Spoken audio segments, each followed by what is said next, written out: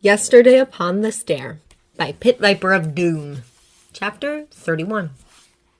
Izuku doesn't dream, and that is a rare luxury for him. He falls asleep almost the moment he sits down next to Todoroki, out like a light before he can even register the gentle rocking of the bus. He's vaguely aware of something warm pressed against his face, familiar soft laughter around him, and voices talking amongst themselves in the far, far distance, but for the most part he drifts in darkness. Someone pokes him at some points, but is not enough to bring him back up. A hand on his shoulder shaking him lightly but firmly is nearly enough but not quite. Midoriya, wake up! Todoroki, what did you even do to him? I didn't! It's probably because he's on your warm side, Kiro. I bet he's super comfortable right now. Aw, so cute! A light swat against his head jerks him awake, and Izuku is suddenly and bewilderingly aware of things once more.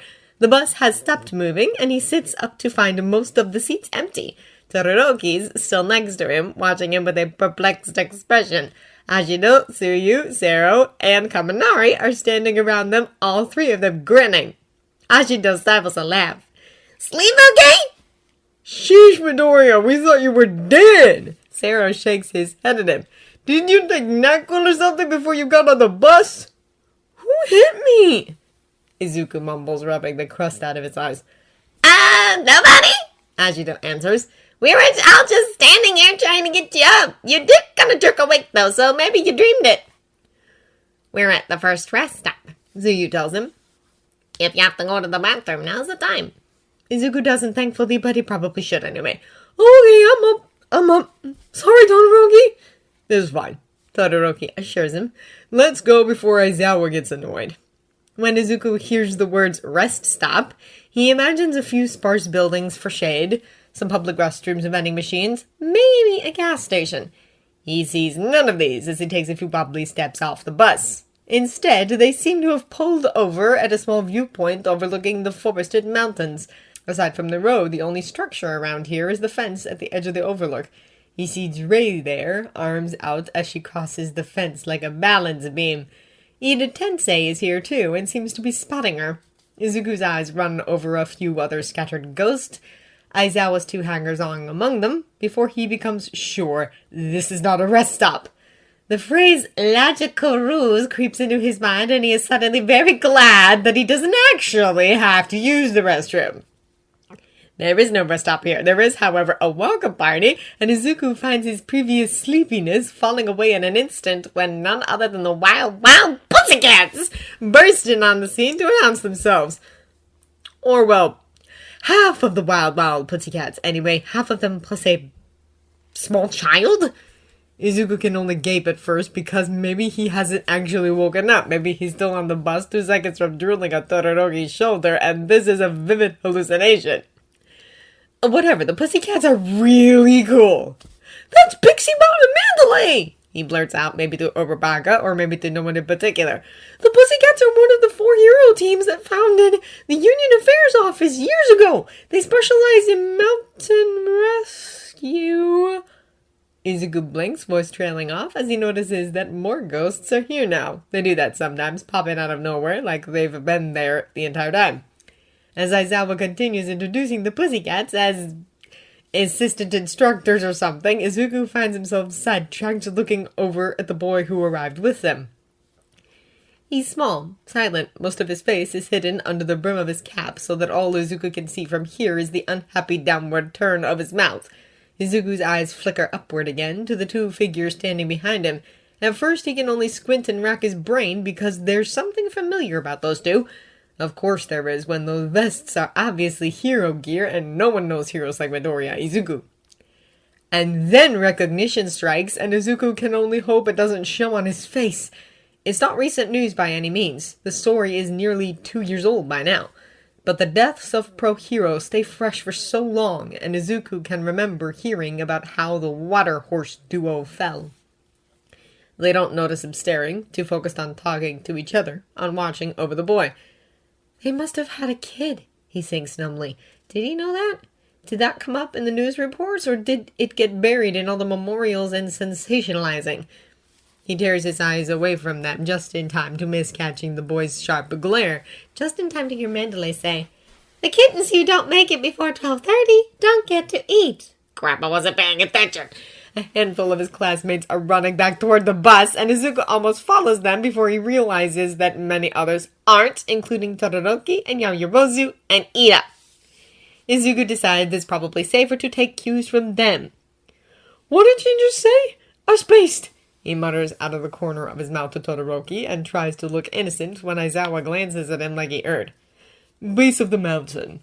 Todoroki replies quietly without drawing attention, which is why Izuku asked him and not Ida. His friend is already shifting his feet, settling into a better stance. Something tells me we're not getting there by... Pixie Bob plants her gloved hands on the ground. Pillars of earth shoot out from beneath them like Pistons launching out, plenty of them, off the overlook and outpour the surrounding woodlands. Yep, same as always. Over the wind in his ears, he hears Mandalay shouting after them, something about a forest of magic beasts, and he is still very, very glad he didn't have to go to the bathroom yet. He rolls as he hits the ground, coming up with a few bumps and scratches, but otherwise unharmed. What was that about a forest of magic beasts? Kaminari asks. Sounds like something out of an RPG. Ah, I landed weird, Hashido mutters. What was that? Pixie Bob's quirk. Izuku gingerly stretches a kink out of his back from the rough landing. It's called Earth Flow. It allows her to manipulate natural earth. She'll probably turn the environment against us. His notes on the Pussycats are in Hero Analysis for the Future Volume 8. It's been a while, though. If he'd known they would be involved, he would have dug the thing out of his closet and brought it along. Do any of the Pussycats control animals? Tsuyu asks him. She didn't say magic beasts, so... I think it's just Pixie Bob we're up against. Izuku replies, and the words are barely out of his mouth when the first magic beast emerges from the thick trees. It's hard to miss, being the size of a small elephant. It has tusks and everything. Or not, Izuku mutters. Shut my mouth, I guess. Except Koda's animal commanding quirk does nothing, and Izuku sees dirt clods falling from its thickly built body. It's not just dirty, it's made of dirt itself. He sees it, Todoroki sees it, Ida sees it, Bakugo sees it. His ears roar with blood, with the sound of Ida's engines, the groan of Todoroki's ice, Bakugo's explosions, and the rush of wind as he activates full gal without even a thought. The four of them tear through the earth beast in a heartbeat, and the game is on. The flash of dark hair and a white nightshirt alert him to Rei's presence at his side. As he vaults through the thick woodlands, Izuku finds himself looking to Ida, who paces himself to keep from leaving the others behind or running headlong into another trap. Tensei is with him, marking his progress, shooting a grin across to Izuku when he sees him looking. Izuku grins back, then looks to Todoroki, and... surprise makes him trip and stumble, and only a quick grab from Rei prevents him from falling on his face. He recovers his footing, then stares at Todoroki, stares past him at... No, not yet. He'll address that later. Pixie Bob throws obstacle after obstacle at them. It's ridiculous. She isn't even here, and yet she's fighting them nearly to a standstill. The path is much longer from where it had looked from the viewpoint. If they had been traveling uninjured, they still would have had to rush to make it by noon. It is, to put it mildly, utter chaos! They set precedent with that first blow, and Pixie Bob responds accordingly. For every earth beast they take down, several more rise up in its place. With multiple attackers to face at once, the whole class is forced to break off into smaller groups to deal with each beast individually. The path ahead is unclear. Beneath the treetops, it's so much harder to see where they have to go. The moment Izuku finds breathing space, he looks around to take stock of things. Bakugo is running on ahead as per usual. Izuku can't see him, but he can hear the direction of the explosions. Weaknesses are beginning to show. Aoyama already looks queasy from firing off too many beams. Sato only has so many sugary snacks on him, and with the constantly shifting landscape, Sero's having trouble maneuvering like he usually does. He could probably make it if he ran at it like Bakugo. He's fast and strong and agile enough to make it through. But that's not how he does things, is it? Izuku hurtles feet first at the beast that Aoyama is currently up against, smashing through its neck and taking its head clean off. As it staggers from the blow, his classmates run clear and nearly collides with Tsuyu. They're not good at collaborating all at the same time, he realizes. So much of their training has relied on competition. And then, out of the corner of his eye, something moves oddly. Rei grips his arm in a silent warning, and Izuku turns his head to look. Tsubasa flies on broken wings, his bare feet and hands gnarled into talons. He's following Izuku, vanishing and reappearing in his peripherals. Midoriya! Someone shouts. Distracted, Izuku almost slams into another earth beast but drops and tumbles out of the way at the last moment. When he glances back again, Tsubasa is gone. Not entirely gone, though. Izuku keeps seeing him as they make their way through the forest. Gradually, he starts to sense the difficulty curve. Ever since they effortlessly smashed past the first beast, Pixie Bob has increased the pressure on them. It's not just more monsters. She's using tactics as well, herding them off course, changing the environment to get them lost, dividing their forces and scattering them in the woods. They've been out here for hours. Izuku doesn't know exactly how long, because his phone is dead. He doesn't know where about half his class is. It's the start of summer, and none of them knew to bring water with them when they left the bus. Taka, are you okay? Uraraka touches his arm. They have a breather just for the moment, and Izuku is using that time to, breathe. Long, steady, controlled breaths just to get his pulse steady. He tries to reply, but only a dry croak makes it out. With her hand still on his arm to steady him, Uraraka looks over her shoulder and calls for Todoroki. Izuku follows her gaze and finds his friend standing by Tsuyu. At Uraraka's call, he looks up and jogs over. Cup your hands together and hold them out, Todoroki tells him. Izuku does so, and Todoroki drops a grapefruit-sized chunk of ice into his hands, then melts it to cool liquid with a touch. Izuku drinks as quickly as he dares and manages 4 decent mouthfuls before the rest of the water dribbles out between his fingers. Thanks, he says. Figured out that trick when I was 6. Todoroki answers and doesn't elaborate. Izuku's mind takes him to the obvious reason why a 6-year-old Todoroki would need to know how to make his own water, and simply nods. He glances over Todoroki's shoulder and meets the eyes of the ghost that wandered over to follow him. Their owner looks back, silently challenging him to say something, but this isn't the time nor place for that because the breathing room Pixie Bob allows them never lasts very long. At that moment, the ground explodes as if by mortar fire. An earth beast twice the size of a rhino tears itself out of the ground, and they're off and running again before more come, and more do come. Eventually, Izuku looks up to a darkening sky and realizes that they're not making it for lunch by a long shot. It's getting on to evening, and their goal at the base of the mountain is in sight when it happens. Pixie Bob's attacks are beginning to let up, but with how hungry and exhausted they all are, it hardly matters. It's dark, and Izuku's vision is swimming when he blinks and realizes he's lost the others. "Ray!" he rasps. "Ray, which way?" Tsubasa pounces. Izuku is aware of very little, with his exhausted brain fighting just to take in individual pieces of information. Things like dirt and stones and roots pressed up against his front, the taste and smell of soil, the cold weight of a dead body on his back, the sound of broken wings beating. He struggles, spitting out soil and leaves, gives a choked cry of pain as claws rake his back. Sharp, stinging pain lights up between his shoulders on the back of his neck. The back of his shirt is shredded for sure, and this is familiar. Why is this familiar? Ray screams, and the weight is torn from his back. Izuku crawls away as quickly as he can, flipping over just in time to see Ray struggling with Tsubasa. Both of them are contorted, twisted, and warped, both pale and black-eyed and screaming, and it's so hard to tell which is which like this. Another scream, and Tsubasa vanishes. Izuku grunts when Ray cannons into his chest, wrapping her arms around him, pulling him up to his feet and away from this place. Izuku reaches over his shoulder and feels the back of his shirt torn in several places.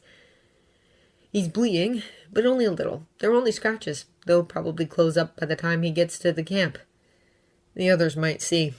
Ray pulls on him again, rattling at him in distress, and Izuku forces his leaden feet to move. She leads him back to the class, and he hangs at the edges, hoping the others will be too preoccupied to notice the state of his back. It's well into evening by the time they reach their goal. Izuku stumbles to a halt near the front of the pack, self-conscious, but not overly worried. He's not the only one that got through that with damaged clothes, and there's enough of his shirt left to hide most of the welts and scratches that Tsubasa left on his back. Aizawa-sensei is there waiting for them, with the 2 members of the Pussycats, plus the little boy from before. Luckily, the whole anyone who doesn't get here by noon doesn't get to eat thing was a lie, and there's an audible sigh of relief from Kaminari, Ashino, and a few scattered others. "Don't know why anyone's surprised anymore," Izuku murmurs to the people nearest to him, who happen to be Todoroki and Uraraka. "Yeah," Uraraka agrees. "I'm pretty sure starving us would be both counterproductive and illegal." Todoroki blinks at them, then looks away without replying as Aizawa-sensei comes forward to address them. Midoriya. Aizawa-sensei's voice is not quite sharp, but it's about as hard and unforgiving as a stone wall, and he always manages to say people's names in such a way that makes it sound like they're instantly in trouble for something. Izuku snaps to attention, equal parts confused and worried as he mentally runs over his entire day to see if he can pinpoint what his teacher might be upset about. His mouth drops open. "No!" he says out loud. Somewhere behind him, he hears Ashina giggle quietly. "We had your things brought up while you were all making your own way here," Aizawa says with a steely sort of calm. "And I'm fairly sure we were clear on what was and wasn't appropriate to pack." "Sensei, I swear!" "So imagine our surprise," Aizawa continues dryly, "when your duffel bag started moving." From her perch on his homeroom teen's shoulder, nestled comfortably in the folds of his capture weapon, Mika curls the tip of her tail and blinks her single eyes slowly. Izuku has honestly never seen her look this pleased with herself before. "I didn't bring her on purpose," he blurts out. "I'm so sorry. I don't know how she must have sneaked into my bag before I closed it, but I didn't oh my god, I didn't even bring anything to feed her with. He's in the process of working himself into a proper panic. He can see Mandalay hiding the lower half of her face behind one of her pie-shaped gloves. "We have supplies for it in the dining hall kitchen," she says, and her voice shakes oddly. "We may as well make an exception for circumstances, but it will be your responsibility to take care of her while you're here on top of your training." "Midoriya, was it?" "Yes," Izuku says weakly, face burning. He wonders if he can ask Pixie Bomb to let the earth open up and swallow him. Excuse me." Like a godsend, a Rebecca pipes up and brings everyone's attention away from him. "Miss Mandalay, is that boy with you?" It's a relief when the focus is off of him, but Izuku's heart sinks as he looks to the child again. This time the boy notices and glares back at him, unaware of the ghostly hands resting on his shoulders. "My nephew," Mandalay replies. "Kota, come say hi. You'll be seeing a lot of each other while you're here." This time, when Izuku looks to the pair of ghosts following the boy, they see him staring. The woman blinks, looks to her husband, and then back to Izuku. "You see us?" she asks. Izuku gives the tiniest nod he can. Then he startles because over the course of that brief exchange, the little boy has approached him. For a moment, Izuku can only stare dumbly at him, at a loss for what to say. Ghosts and poltergeists and even grieving friends he can handle, but he has never had to talk to a living orphan before. He tries to keep his voice gentle. "Hi!"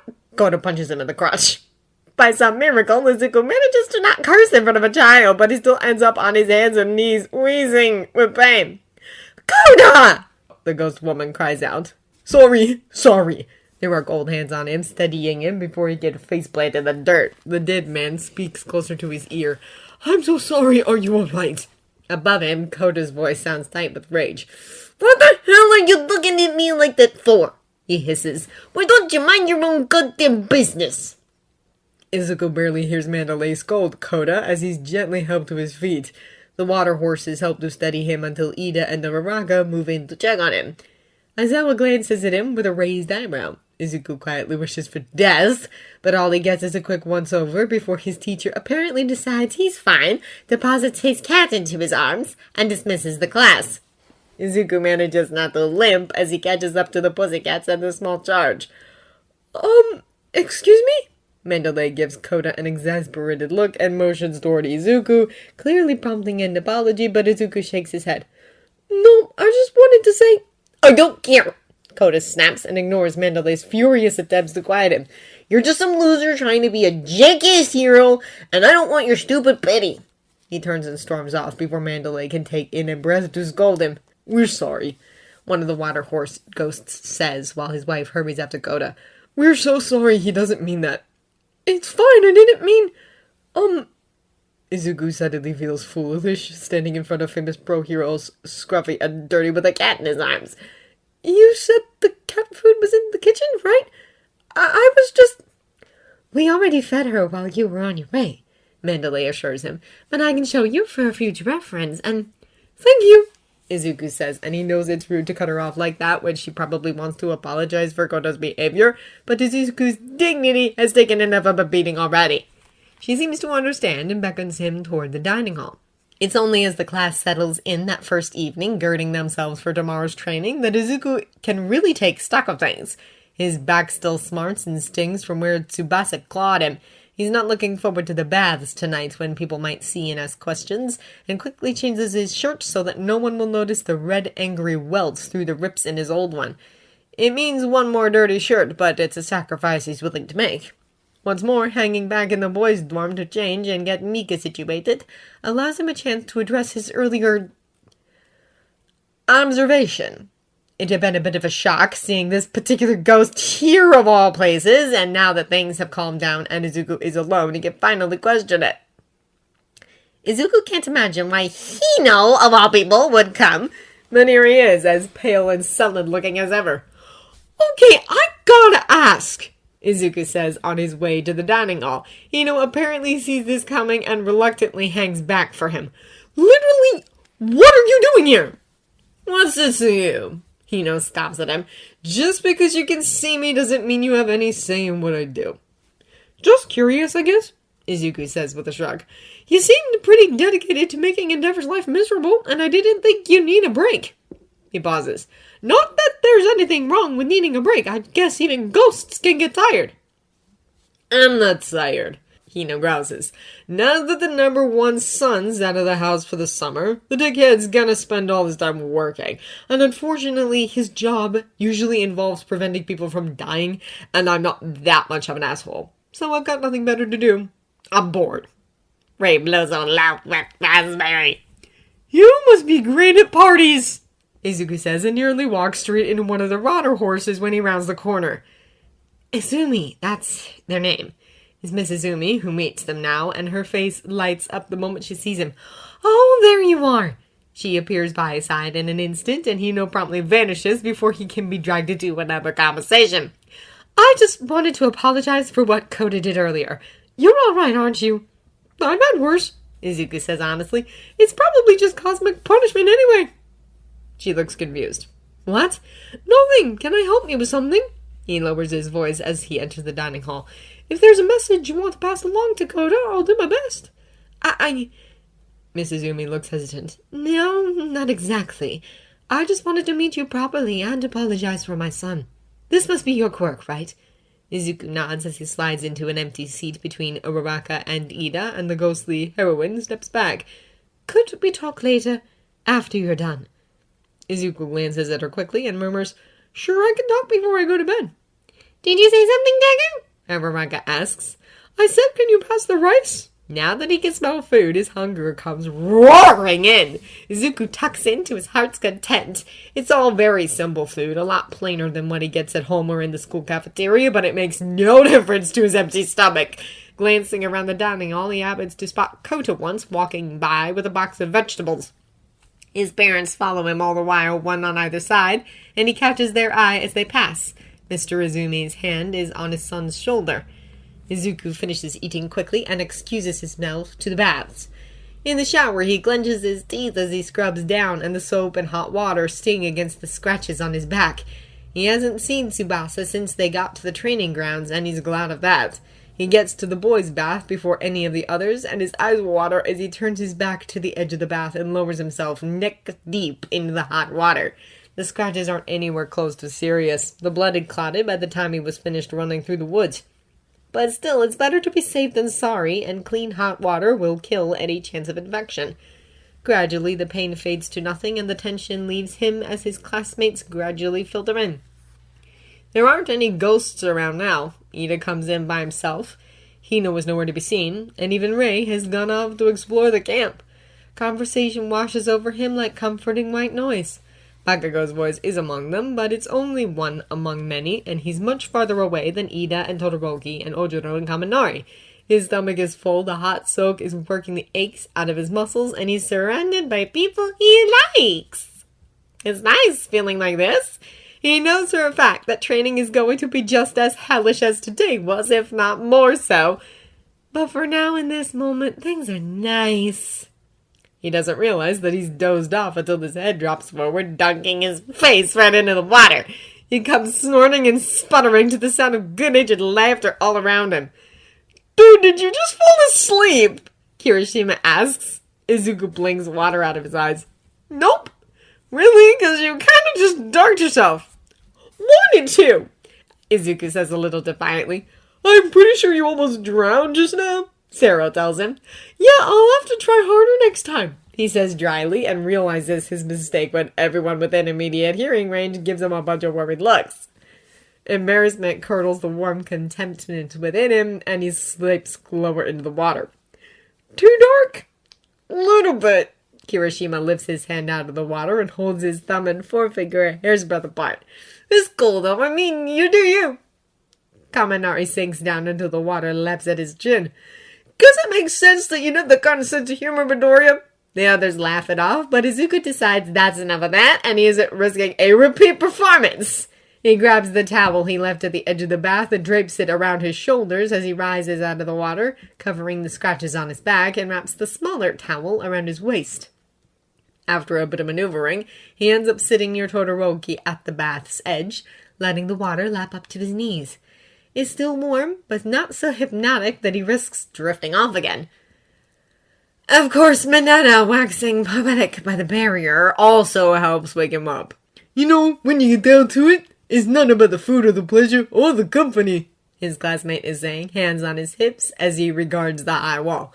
"No, there's something greater to be gained just beyond this wall." Izuku squids at him. "Mineta, literally, what are you talking about?" Mineta leans against the wall, presses his ear to it, and listens. And Izuku remembers with a jolt that the girls' bathing area is right on the other side.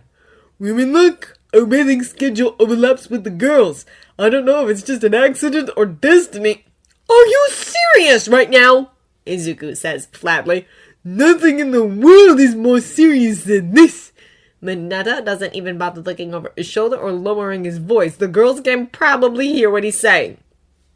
Ida steps in to scold him, but Mineta blows him off, calls him a prude, plucks 2 sticky purple balls from his head, and starts scaling the wall with frankly astonishing speed. Izuku is already out of the water, ready to shout a warning to the girls. Maybe Yorozu can make a bolt or something to knock him off, when a small figure appears at the very top of the wall, right as Mineta reaches it. The look on Kota's face is a sullen scowl. "If you want to be a hero," he says flatly, "then why don't you try being a decent human being first?" And with one shove, he knocks Mineta off the wall, just short of the top. Izuku sees it from the water's edge. Kota's hand is still outstretched as Mineta shrieks and grabs it out of the air, and in one of Mineta's flailing hands is one last adhesive ball. It's pure bad luck that it puts the two together, and Mineta's panic keeps him from letting go. Kota manages one shriek before he's yanked off the wall. "Kota!" No one but Izuku hears the water horses cry out, and he's already moving. Mineta lets go of the ball stuck to Kota's hand and flails again as he lands on Ida. Izuku catches Kota before he can land head first on the hard ground. "Are you okay?" he asks, but Kota is too busy cursing like a sailor to hear him. "Kota! Kota, what hurts?" "It's my leg," Kota snaps, looking far more furious than frightened. "I hit it when that stupid jackass pulled me off the wall." Speaking of whom, Ida's yelling at Mineta, and Izuku realizes belatedly that he lost the towel around his shoulders in his haste to reach Kota. So much for avoiding awkward questions. "Midoriya?" Ida pauses in his tirade to look at him. "We should probably take him back to the Pussycats." He looks at Kota uncertainly. The boy ignores him and nurses his sore leg. "It's fine, I got him," Izuku says. He retrieves his towel from where it landed on the ground, ties it around his waist over the small one. "You keep doing your class president thing, I can take him." "I can walk," Kota says petulantly, but Izuku sees him wince when he tries to stand up. "You shouldn't try," Izuku tells him. "It might be broken." "It's not broken and I'm fine," Kota insists, but he doesn't squirm again when Izuku lifts him up and heads toward the entrance to the bath. He's almost clear when... "Hey, Midoriya, is your back okay?" Ojiro asks. "Those scratches look pretty nasty." "I'm fine, I just got caught alone by one of Pixie Bob's earth beasts," Izuku answers and leaves before anyone can question him further. Kota falls into sullen silence, clearly unhappy with the current situation. Maybe it would have been better to let one of the others take him, but... well, too late for that now. Sorry about Mineta, he says. I don't want to talk to you, so shut up and get this over with. Izuku swallows his frustration. Vehement rejection really shouldn't sting this much. After all, he's used to people being determined to dislike him. Has he really been in UA long enough to be spoiled for positive attention? It's not just that, though. Kota doesn't like him, doesn't want to like him, but he seems to have a problem with heroes in general, going by what he said earlier. Growing up, Izuku never heard anyone say, dumbass heroes, because everyone knew that heroes were cool. It was a fact of life. A hero was someone to admire, and yet this boy, born to two heroes himself, seems to hate the very idea of them. Thank you, Miss Izumi says, and Izuku nods. This wasn't exactly how we wanted the conversation to go, but I understand, Izuku says out loud. Kota scoffs. He's a good kid, Mr. Izumi adds. He really is. It's our fault, Miss Izumi whispers. We should have tried harder, but we died. Her husband shakes his head. I don't regret it, he says. I can't regret it. We stopped him. It cost us our lives, but we stopped him. If we hadn't done what we did, then a lot of people would have been killed in our place. People called it brave, Miss Izumi says, and her voice is so bitter that Izuku can't stop. It was, from slipping out. Kota looks up at him warily. What did you just say? Thought you didn't want to talk to me, Izuku says, and regrets it a little when Kota shuts his mouth and looks away again. It doesn't matter if it was brave, Mr. Izumi tells him. Not to our son, anyway. The only thing that mattered was that we weren't coming home, Miss Izumi says. So while everyone said that we were brave and that there was no nobler way for a hero to die... Kota's father reaches out and tries to touch his son's head, but his fingers pass through without stirring a single hair. People forgot that it was supposed to be sad, too. Izuku doesn't expect a thank you from Kota when he drops him off, and doesn't get one. He does get a cup of tea from Pixie Bob, though, and as they hover out of earshot while Mandalay tends to Kota, he makes a few prompting questions that draws the same story out of her. Our kid's parents are his world, Pixie Bob tells him quietly. But the rest of the world was praising their actions, celebrating them. Izuku's gut twists. He remembers that. He remembers joining in on that. He remembers thinking, I wonder if they'll stay long enough for me to be able to meet them. He's probably not too fond of us either, Pixie Bob adds. But Mandalay's his only relative, so he has nowhere else to go. She pauses. We've adjusted our workload since then.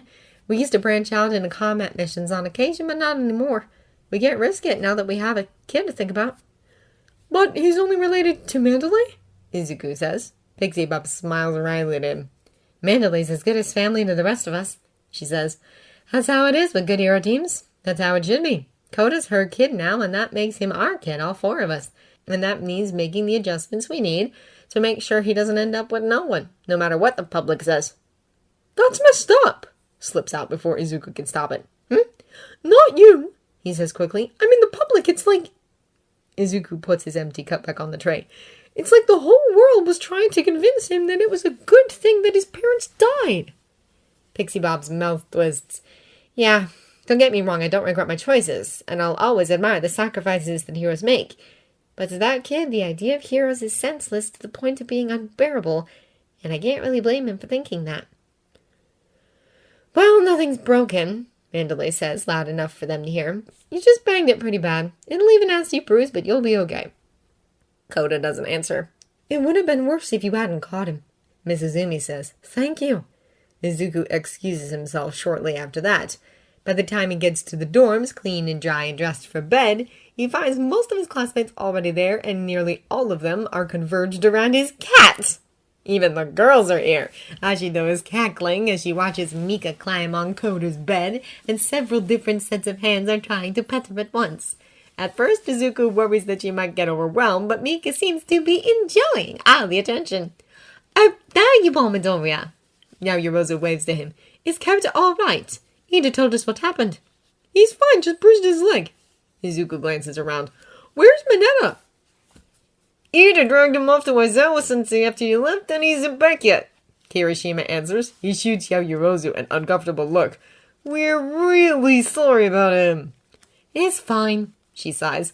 We can hear some of you trying to stop him, and we appreciate that. That's why Kota was up there in the first place, Uraraka says. Mandalay had him play lookout for us. Frankly, she shouldn't have had to, Ida remarks. You know, I've heard rumors that Aizawa-sensei has the highest expulsion rate of any other UA teacher. I have to wonder what he sees in Mineta, because quite frankly, his motives for becoming a hero seem poorly aimed. Probably because his potential isn't rock bottom, Kaminari points out. I mean, he did pass the practical final pretty much single-handed. Ugh, don't remind me, Zero groans. The fuck's it matter if his potential isn't rock bottom? Bakugo snaps. How the fuck's he supposed to be a hero if all he does is hump his way out of his problems like a shitty dog? That's me, Bakugo! Ashino calls out. What did dogs ever do to you? By the way, Midoriya, is your back alright? Ida asks. It looks sort of like something clawed you. Nothing like that, Izuku lies. I just got caught by one of those earth beasts earlier. I ended up getting dragged and it scratched me up a little, but it's nothing serious. Oh, good. His friend is visibly relieved. Be careful from now on, will you? We're outdoors, and even the smallest injuries can still become infected if you don't tend to them properly. Izuku tugs up the neck of his shirt and nods. Shoto dawdles going to bed. Things have settled down. Lights out approaches, and the girls returned to their own sleeping area. Shoto sits up for a little while longer because Midoriya's cat has claimed a place on his lap. On the left side, naturally. And he doesn't have the heart to move her just yet. He's not the only one. The air is filled with quiet conversations as his classmates put off going to sleep. Midoriya's sleeping pallet is next to his, and his friend is still up as well, messing around with his phone. Someone throws a pillow at him, catching him in the side of his head, and Midoriya grabs it and puts it down next to his own. You're not getting that back, he says without looking up from his phone. Go to bed, Midoriya, Kirishima whisper shouts. You already fell asleep in the bath today, dude. Midoriya hurls the pillow back and puts enough of his quirk behind the throat to nail Kirishima in the face. I'll be fine, he says, but turns off his phone anyway. No, you won't, Kaminari snickers, 'cause we're never gonna let you live that down. Midoriya rolls his eyes and grumbles a little as he straightens out his bed. In the process, he notices Shoto watching the whole exchange. Stop grinning like that, Midoriya tells him, and that's how Shoto finds out that he's starting to smile just a little bit. It wasn't that funny. It was a little funny, Shoto answers, and for once he has to work to keep a straight face. He can't help it. The mental image of Midoriya face-planting in bathwater is amusing. I know it was a long day, but you might want to get more sleep if you want to survive the summer. Midoriya purses his lips and it's almost a frown, but not quite. I don't usually sleep that well at night. Oh. Reluctantly, Shoto lifts the cat out of his lap and gets to bed. Mika, not to be deterred, makes herself comfortable in the crook of his shoulder. How come? Midoriya flaps down on his back. I don't know. It's dark and creepy and mostly silent, and there's nothing distracting me from... He gestures vaguely.